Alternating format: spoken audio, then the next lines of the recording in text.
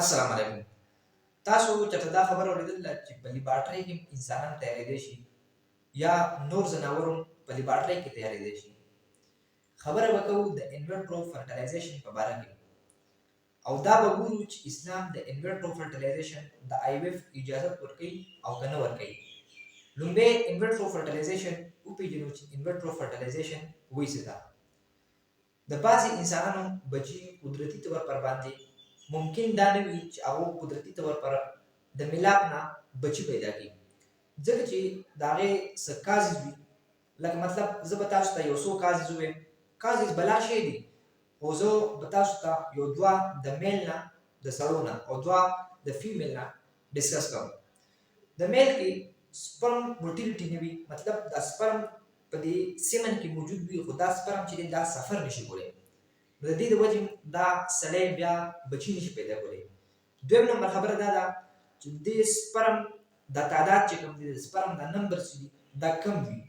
سپرم پیدا کېږي، موټیلیټي پکې وي، خو د دې نمبرز کم وي، نو بیا هم دې بچي نشي پیدا کولی. حالانکه انډه چې کله فرټیلایز کېږي نو دا یو سپرم دې دپاره پکار وي، خو کله چې د سپرمز نمبر کم وي نو بیا هم دې بچي پیدا کولی نه شي. دغه شانتې په ښځه کې چې کله فیلوپین ټیوب بلاک وي، مطلب دا د دې بچیدانې سره د دې ووم سره یو پیپ راغلی دی، هغې ته ویلی شي فیلوپین ټیوب. او دا فرټیلایزیشن مطلب دا سپرم چې د انډې سره ملاویږي نو دی په دې فیلوپین ټیوب کې ملاویږي. خو کله چې دا فیلوپین ټیوب بلاک وي، مطلب د بچیدانې نه دا انډه چې دا د پیپ ته راتلی نه شي، نو سپرم خو ته بیا ځان بچیدانې ته ډایرکټ رسولی نه شي، نو په دې وجه باندې ښځه چې ده هغه بچي نشي پیدا کولی. او دغه شانتې نور کازز هم دي چې په هغې کې انډومیټروسس دی، نور هم بلا شی کازز دي. خو د دې لپاره یو داسې طریقه شته چې په هغې باندې عمل څوک وکړي نو د دوی بچي پیدا کول هغه ممکن دي، او هغې ته ویلی شي انویټرو فرټیلایزیشن. د دې پروسیجر څنګه کېږي؟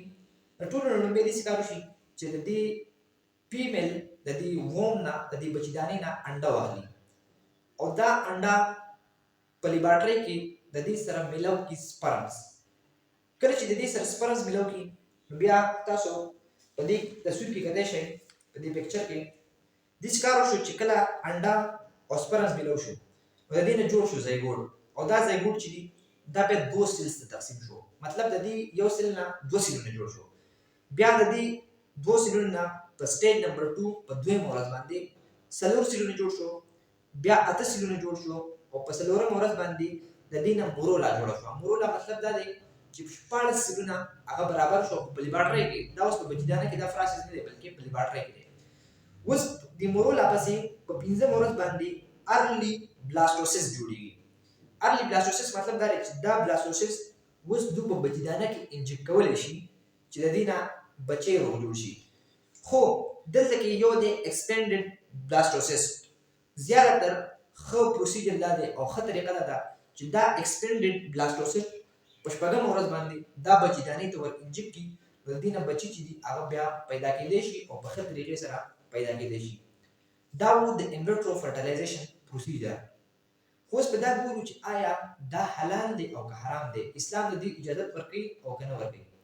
نو د دې لپاره ما تاسو ته یو فتوا راوړې ده، او هغه موږ سره د برمنګهم فتوا ده د حنفي علماو، او آی تھنک د عالم صاحب نوم یا د شیخ صاحب نوم اویس صاحب دی. د ده یو فتوا ده، په دې فتوا کې اووه خبرې لیکلي دي، او دا ټولې د انویټرو فرټیلایزیشن په باره کې لیکلي دي. دا لومړنۍ پنځه چې دي دا بالکل حرامې دي، چې مطلب انویټرو فرټیلایزیشن په دې کې جایز کېږي نه، په دې لومړنۍ پنځو خبرو کې. خو د اخري دوه چې دي په دې کې بالکل انویټرو فرټیلایزیشن جایز دی. او هغه کومې خبرې دي؟ کله چې انډه او سپرمز دا د هغې کسانو نه واخیستلی شو چې د دوی دواړو یو بل سره نکاح شوي، او بیا دې لیبارټرۍ کې څنګه چې تاسو ته ما دا پروسیجر وښو، په دغې پروسیجر سره په دې باندې عمل وشو، او بیا دغه بلاستوسس یا ارلی بلاستوسس یا ایکسپینډډ بلاستوسس دې ووم ته انجکټ شو، بچیدانې ته انجکټ شو، او د دې نه کوم بچي پیدا کېږي دا بالکل جایز دي. او دویم نمبر خبره پکې دا بل هم ده، خو دې ته ضرورت نشته، او دا لومړنۍ پنځو ته هم ضرورت نشته، ځکه چې دا آلریډي حرام دي. خو چې حلالېږي نو په دغې کنډیشن کې به دا حلال وي، او باقي څومره کنډیشن چې دي په هغې کې به دا حرام وي. او دا ټاپک مې ضروري ځکه وګڼو چې د ډیرو خلکو بچي هغه پاسبل وي چې په انورټر فرټیلایزیشن باندې هغه بچي پیدا کړي، خو کله چې هغه عالم ته لاړ شي نو یا دې دا مسله صحیح بیان نه کړي یا عالم په هغې باندې ریسرچ نه کړی نو هغه ورته وایي دا حرام دي، نو د بیا اومړه کېږي اوم ساړه کېږي، نو بیا دې بچي پیدا کولی نه شي. امید لرم چې په دې ټاپک باندې وپوه شوي. والسلام.